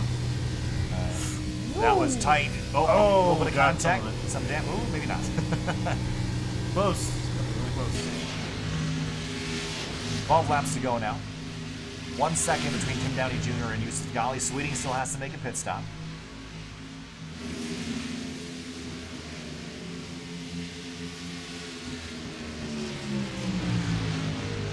And rolling through, looks like Chuck Sweeting's going to finally hit pit lane, so that will turn the lead over to Tim Downey Jr., who has led 17 laps tonight. Up to 2 seconds. He's seen between and the 12. And so Tim Downey's starting to drive away from the rest of his competition here. Conditions. Yeah, a caution right now would totally throw this entire race into disarray. We've seen the restarts be so aggressive tonight. I know a couple drivers, Alek Martinez, one of them, that would love to see a caution. Yeah, he would love to see a caution because it bunches everyone back up together. He's going to have fresh tires to put on that car. And I think, if anything, Martinez is probably stronger than the 25 on a short run. I think Tim Downey's he's been really doing well because of the long runs. Here comes Alex Bell up the inside, though. Big dive into turn 3, maybe a bit of a rub here if they get together. Inches between them. This is for 7th place with 11 laps to go. I don't think anyone's going to give an inch. Oh yeah, Bell entered in really low. Man. Martinez going to push him all the way down to the apex and get on by. Yusuf Ghali lost a bunch of time last lap, 2.5 seconds now between those two. It was 1 second the lap prior. He's really starting to fall off the pace now, trying to keep up with the 25. I'm not pulling the camera away from these two, Finney. I have a bad feeling about this. I do too. This is shaping up to be very similar to what happened last week at Dover, where Martinez was leading. It was Tim Downey Jr. following closely behind. The 18 was blocking, and the 25 had too much. They tangled, and both crashed out last week. Yeah. Here comes 15 again with another massive run. And block. Oh. Playing with fire. Yeah, really playing with fire. Bell makes a move to the inside now, and still with the run. He makes a move and a lunge into turn 3. He might have this here if he can just keep the 18 stuck to driver's right into turn 4. He's got to bully the 18 out of the groove here. He's going to pinch him again. Martinez drives in deep, throws the car in, yaws it out to get the quarter panel in the air. Out of turn 4, drag race down the front straight, side drafting time. Yeah, side drafting time indeed, although Martinez with a slightly better run off the corner in that higher groove is... And that would have been awesome if that was the gap at the line for the leaders, but these guys still going at it side by side into one. Oh, they're going to get together again. A bit of a slight tap there at the line. What was the gap between those two? This was a battle for 7th. The gap, as reported by our timing and scoring, was 11 thousandths of a second, rather. I was going to say Martinez is going to win it, but you see the side draft from the 15, able to get a run to the inside of Martinez. And look who's closing from behind. Casey Lakatos, not in this fight, but certainly can throw a wrench in if he drives up between them.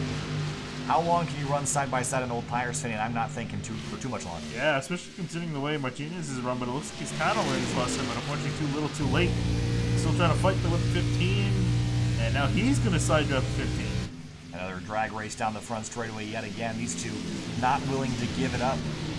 8 laps to go for the leader, Tim Downey Jr. It's a 4.3 second lead. He's rocketing away. No one can chase down the 25, but for 7th, Alex Bell finally completes the pass on the 18 of Alek Martinez. He's not in the clear yet. The 18's right in behind him. Can easily get a run back out. Whoa! Way on the apex curve there, trying to get some rotation. Couldn't do it. And lost a lot of the run he was going to potentially build up here on the 15. Now trying to break the draft a little bit, and the 18's going to weave back in line.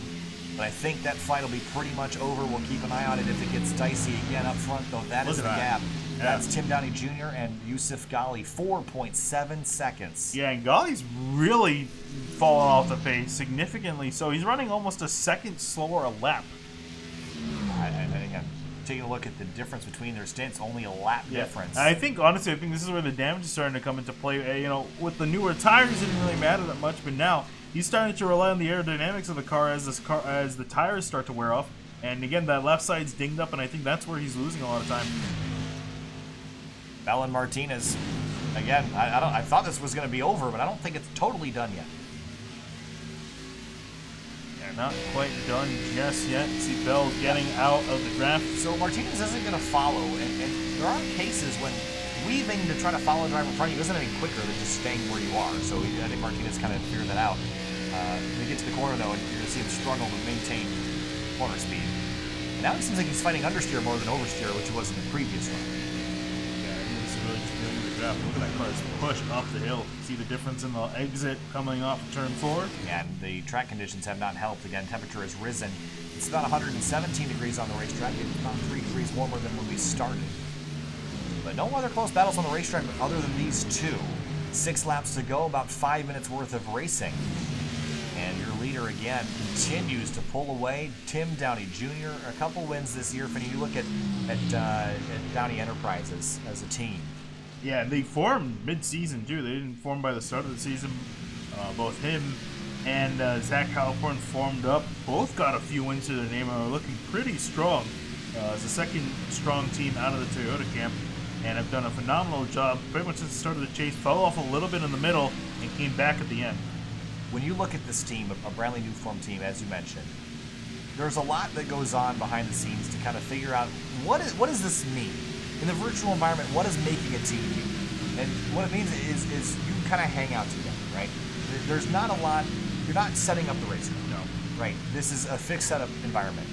What you're doing is you're gathering and building trust between your peers on that team so you can go out and work together. You can figure out the setups together. You can build strategies together. But you know what Tim Downey Jr. and Zach Halpern do is you could switch those two drivers. I don't think anyone would know. Their driving styles are so similar. Yeah. And the thing is their driving styles are similar, but they both excel at different kinds of racetracks. We've seen Halpern do a little bit better on the shorter tracks, Tim Downey Jr. a little bit better on the bigger tracks, but Tim Downey has been so much better late in the season, and he is just lit on fire lately. And to round out the season with a win and a championship, what a way that would be to end their first season together. Yeah, honestly, they make a really good pair. They've finished fairly solid for the most part. Again, other than some spots here, and for Halpern hasn't really been the best towards the later part of the season, as you're saying. Yeah, Tim Downey Jr. has essentially been carrying the torch a little bit towards the end of the part, and honestly didn't really look like a whole lot like he had a shot of getting the championship, but was closing in on Martinez these last 2 weeks, and here's his shot to bounce it. He took it now, as he's going to come down to 3 laps to go. And also don't forget, there is cash on the line for the 25 tonight. If we get a caution now, Finney will get a green-white checkered. But I don't think that's really in the cards tonight.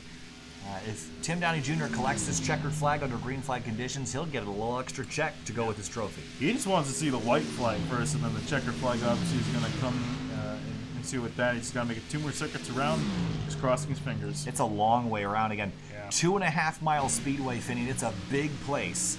And it feels like a big place. When you walk in the gates, you head down a gasoline alley, and you look up at the pagoda. This is a huge facility. It's larger than life. It's where the Indy 500 happens every May. It's been happening here for over a century.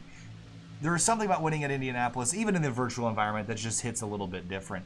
And for Tim Downey Jr. to collect a championship at a place like this means so much more than even a track like Atlanta, which is so endowed in racing history, especially in NASCAR. But this place is worldwide racing history. Yeah, indeed. One of the most famous racetracks, arguably, on the planet. You know, up there with Daytona, Le Mans, Spa, and the Nürburgring, definitely up in that category. And to win at a track like this, yeah, definitely going to feel just a little bit sweeter. 2 laps to go for the 25. 5 miles left for Tim Downey Jr. He walked in. Here's a look at what the points were before the race. He was 6 points back. I said that was going to be almost too big of a gap. I thought so too. If Elliot Butler had avoided the collision with the 38 of Jacob Plank early in the race, things might have been different. But Butler is back in 11th, and nothing's going to save this championship run now. Yeah, no, it's pretty much, I don't think there's really any ambiguity. Usually we're a little bit, kind of like, I don't know, really, But unless there's some massive penalty that's been hiding from the 25 or something, it's looking like he's going to get it. And yeah, Butler with the points coming to this race, unfortunately the damage to the car just pretty much put him out of it here. Out of the final corner will come probably one of Tim Downey Jr.'s most favorite flags here. That means this race is going to end under green. White flag flies. That means one more lap for Tim Downey Jr. Came in as an underdog this season, formed a new team with a buddy. They went out, they won races together. Both of them won races. But I didn't think they would be championship contenders until what happened last week at Dover totally shook up the point standings. It put the 6 of Elliot Butler out front. He wasn't able to capitalize on the position he had, but Tim Downey Jr. came out here, and you know what? He went out and won this race. Yeah, it really did. Zach Halpern has 2 wins to his name this season, and both these drivers got their first wins this season. Tim Downey Jr., 1 win. And as he's going to round out of the final few corners, not only is he going to have an extra win to his name, he's going to have a championship. Tim Downey Jr. formed a new team. He's going to celebrate tonight with his team. He'll be the 2019-2020 Outsider Racing League season champion and winner at Indianapolis Motor Speedway. Tim Downey Jr. is your champion. For Yusuf Ghali, what could have been this season, still nothing to hang his head over. Second place tonight. After a bunch of victories this season, Joshua Banks will come home in 3rd. Bailey Turner 4th. Adam Cabot, after what he went through tonight, 5th place for him. Bell and Martinez 6th and 7th. And this has got to be a big disappointment for the 18. Yeah. A phenomenal season, but crumbled last week at Dover and gave away the chance. Crumbled really ever since Martinsville. Martinsville already gave up a lot of points, and then even Dover as well.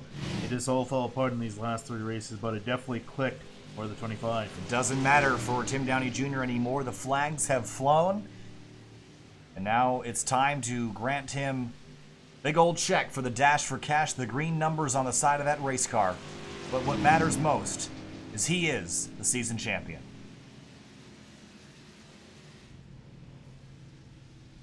I don't see any more fitting place to do burnouts than by the bricks of... By the bricks. By the bricks. I was very careful in how I worded that. As he comes to the start-finish line. Bricks that have so much history in them. And here they are represented in perfect laser scanned representation.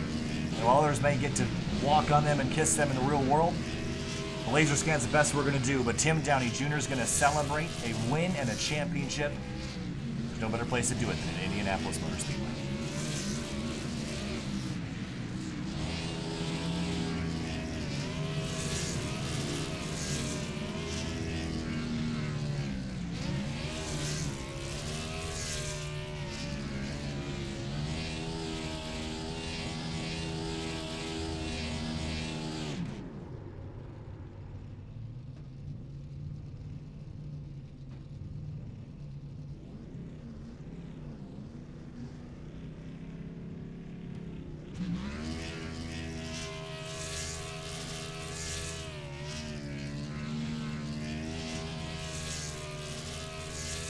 Celebrations, burnouts for the 25, elation for the late July Snacks Toyota Camry team. Here is a look at your race results tonight. After 80 laps, 12 lead changes. Very competitive race up front this evening.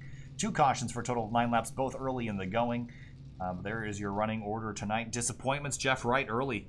Collected in a collision in turn 2, 24th for the 48. I'm sure he would say really the entire second half of the season's been fairly disappointing. He's just not been able to get a run together, unfortunately. And had some really solid pace, too. And earlier in the chase, too, we thought he had a really solid run going, but just wasn't able to get it done. I knew something was wrong when we went to Watkins Glen and we weren't talking about Jeff Wright leading the race. I knew that was a concerning moment because that was a race that the 48 should have won. He didn't. I think that kind of set the tone for the rest of the chase. Other drivers tonight that had disappointing runs. Zach Halpern obviously getting involved in the collision. AJ Stravato ended up 20th, 17 laps down. Didn't even really see what happened to him.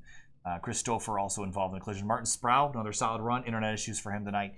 We'll be back in just a couple minutes to talk to your race winner and your champion and a few more. Stay with us. We'll be right back with your Outsider Racing League champion.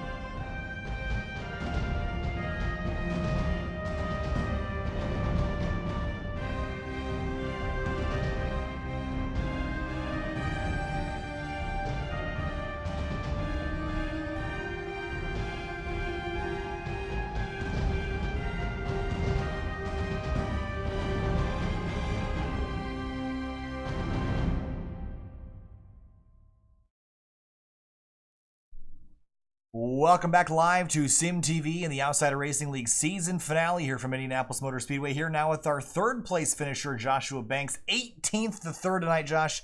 Got to be really happy with that, but do you think you could have gotten the lead with another caution and some more laps? It's hard to say. Track position was key, and I think that if I had a more grasp on or better grasp on the track earlier in the race, I might have been able to keep up with Alek and Yusuf on the first run where we where we stayed out there. But I have to say though, being able to do what I did tonight is good into the season, considering how the season has been going for me. But if we had a caution, maybe. But I don't know. We'd have to see. You never know unless it happens. So right now it's up in the air. What would have happened? Looking back at your season as a whole, are you happy with your performance this season, or do you think things could have gone a bit better for you over the course of the year? Oh man, we could have raced a lot smarter. Could have finished some races that even if we wrecked out, we should have finished them. Probably helped us out. A lot smarter racing. We need to work on that. And this race right here, I thought I raced smart. Just racing clean, racing smart, and keeping the car straight. So, and then plus not getting involved in any bad luck and wrecks and stuff. That's another thing. So. It hasn't been, in my opinion, the greatest season. Definitely could have gone better. We've had some good runs, but the majority of the races weren't that great. So hopefully next season coming in will be good and be a contender for the championship this time around, because I feel like we can be, especially with the new package they're going to come out with short tracks. I'm looking forward to that. Hopefully iRacing comes with it here, short tracks. It'll be exciting to see that. So overall, not the greatest, but like I said, next season, hopefully we come out with a bang. Absolutely, Josh. Hey, congratulations. Top 5, a 3rd place tonight for the 36. Josh, congrats. We'll see you next season. All right, bud. Appreciate it. Have a great night. Moving on now to our, let's see where he finished tonight. 11th place driver, Elliot Butler in the number 6. Elliot came in leading the points. You've been quietly hanging out inside the top 5 in points all season long. You get an opportunity of a lifetime last week when the 2 championship contenders tangled, came with a 5-point lead. What happened tonight? Indy's one of my worst tracks, so it was a little bit of that, a little bit of people racing when they were and tearing my car up, and people being idiots and not getting a caution when I needed it. Looking back, I think last season, going into the championship with Eli Hinton alongside you, do you consider these two these 2 championship runner-ups, or you're, I guess, a 3rd this season? Do you consider these on equal footing, or do you think that there was one that you probably should have won, or do you feel like you still lost one and should have won one last year, or is this one that was closer? I think I should have won at Martinsville a few weeks ago. I was on older left side tires than everybody else, but I still think I should have won that. But other than that, I mean, consistency is just what I do. I'll be up here again next year in the chase and fighting for another championship, but it hurts to have it miss like that, and I need to start winning some races, because when I do, I'm going to be dangerous, and these guys better look out. Better look out, he says. Elliot, congratulations. Not the end of the season that you wanted, but still a really, really solid run. We look forward to seeing you around. Thanks for talking. Congrats. We'll see you next time. Thanks.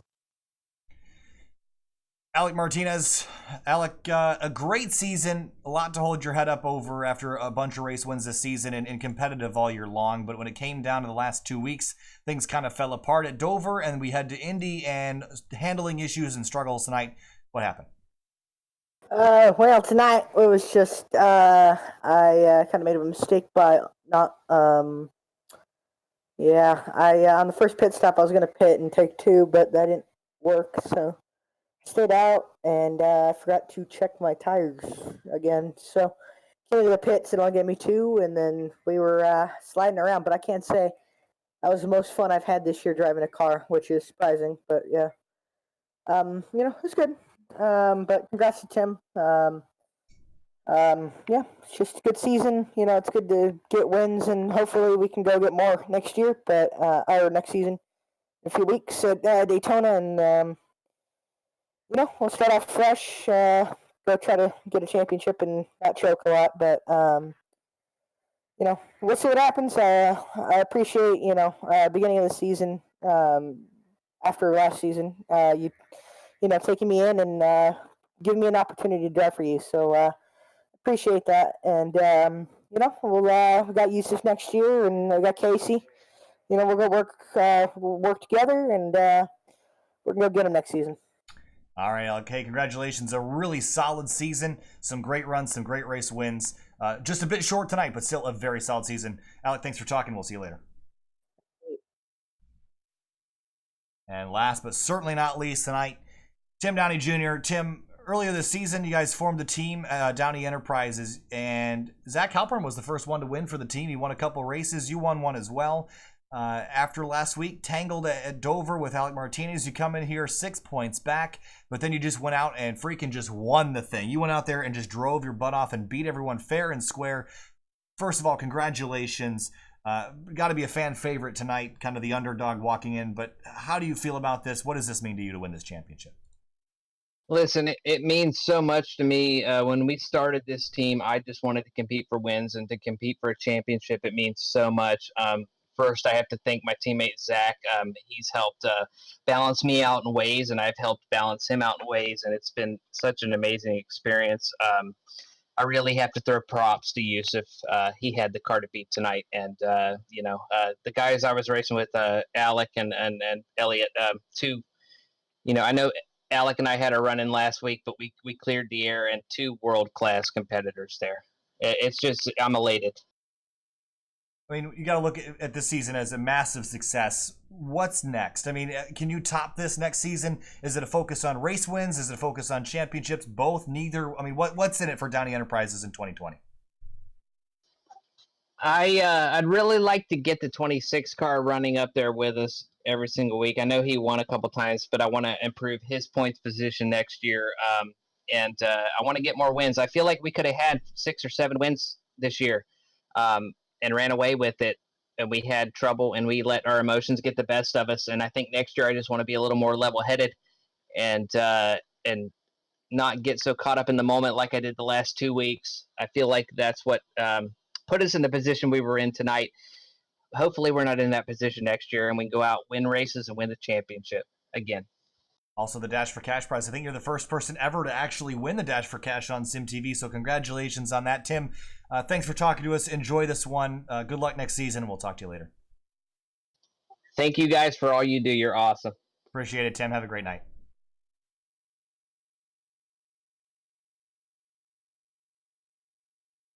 And with that, that's going to end the driver interviews this evening. Finian, what a race, what a season. Again, the Outsider Racing League putting on consistently some of the best stock car oval racing in the service.